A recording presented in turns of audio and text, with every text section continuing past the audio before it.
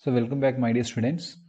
Last class we have discussed on the numericals related to bolted connection, that is how to determine the strength of a bolt.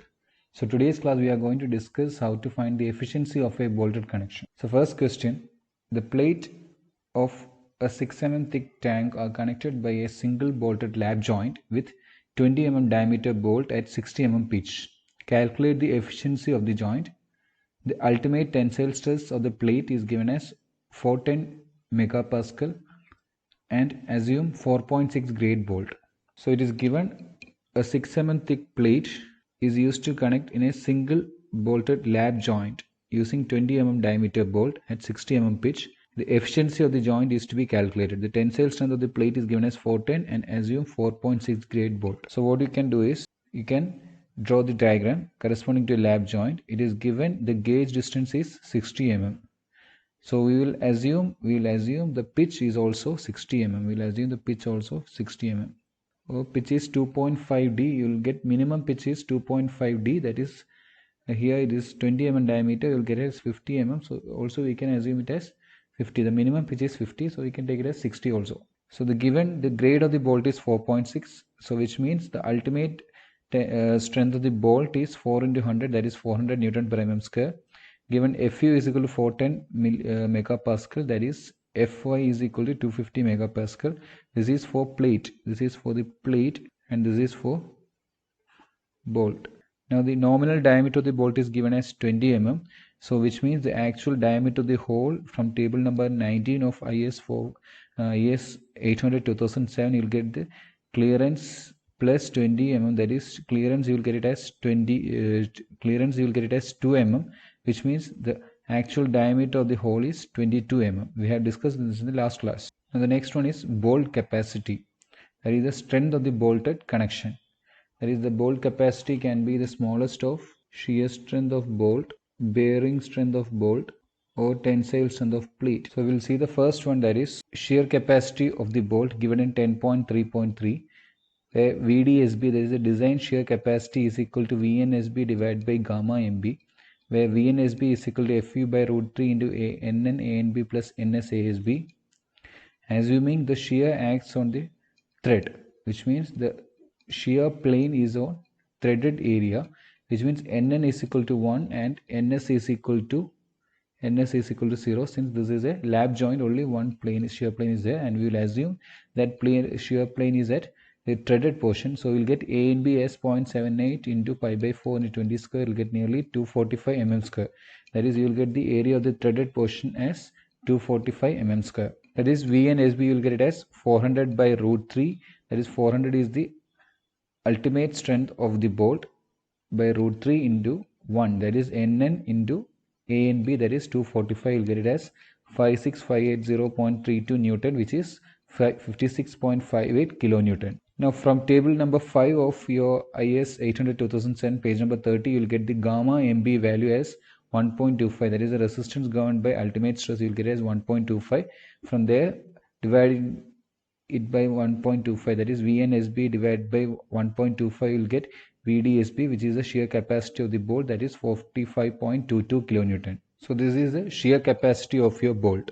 Now the next one is the bearing capacity of the bolt given in 10.3.4, where VDPB is equal to VNPB divided by gamma MB, where VNPB is the nominal shear strength of the bolt given by 2.5 K suffix B DTFU.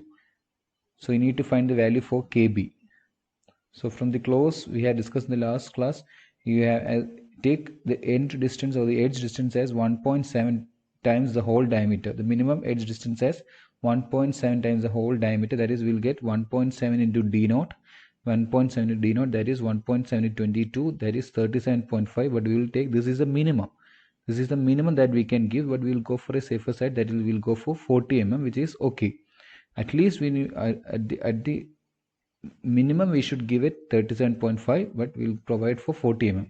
That is, edge distance we'll take it as 40 mm, which means KB is either E by 3D0, that is 40. E is 40, we have taken 40. 3 into 22, that is D naught is 22, you'll get 0.606, or P by 3 D naught minus 0.25, where P is 60 3 into 22, D naught we will take it as 22, that is we'll get it as 0.659, or FUB divided by FU, where FUB is the bolt strength and FU is the tensile strength of the plate. You'll get it as 9.976 or 1. So from here we will take the smallest value, that is your 0.606. We'll take KB as 0.606, which is the smallest value. Now next is the value for VNPB. We'll get it as 2.5 into KB into DTFU, where KB is 0.606, D is 20 mm nominal diameter, 6 is the thickness of the plate. Here we are using 6 mm for both the plates are 6 mm, so we'll get for 6. And Fu is the ultimate strength of the plate. You will get as 74.538 kilonewton. Now substituting the value for gamma MB as 1.25 from table number 19, you will get the value for design bearing strength of the bolt as VDPB is equal to VNPB divided by gamma MB, that is 74.538 divided by 1.25. You get the value as 59.63 kilonewton, which means now I got the shear strength as 45.22 and bearing strength as 59.63. Now the remaining thing, the third one, that is the tensile strength of the plate. The tension capacity of the plate is given in page number 32 of IS 800 2007 and clause number 6.3.1. You could see the tension capacity of the plate as governed by rupture of net cross section area at the holes is given by TDN is equal to 0.9 ANFU divided by gamma ml, where you'll get the value for gamma ml as 1.25 from table number 5, and Fu is the ultimate strength of the plate, that is 410 Newton per mm square or 410 MPa, and An is the net area of the plate. Here since the width of the plate is not given, we will assume per gauge length. We will assume the width of the plate per gauge length. That is, if I am taking the cross section here, so since the width of the plate is not given, what I do is I will consider per gauge length. Per gauge length, how many bolts are there, I will consider based on that. So I will take this part of my plate, I'll take this part of my plate and I'll draw it separately such that the plate will be like this. So in order to get the gross net area, we need to deduct, there will be a deduction of one bolt diameter, that is one hole diameter from your total area. That is, your total area is what? Total area is width into thickness. Width into thickness. In that width, how many is deducted? Half hole diameter from here and half hole diameter from here is deducted, so that I could write of the total thickness you can write net area per gauge is total thickness per the gauge is what? This is given as 60 mm, that is this distance is 60 mm.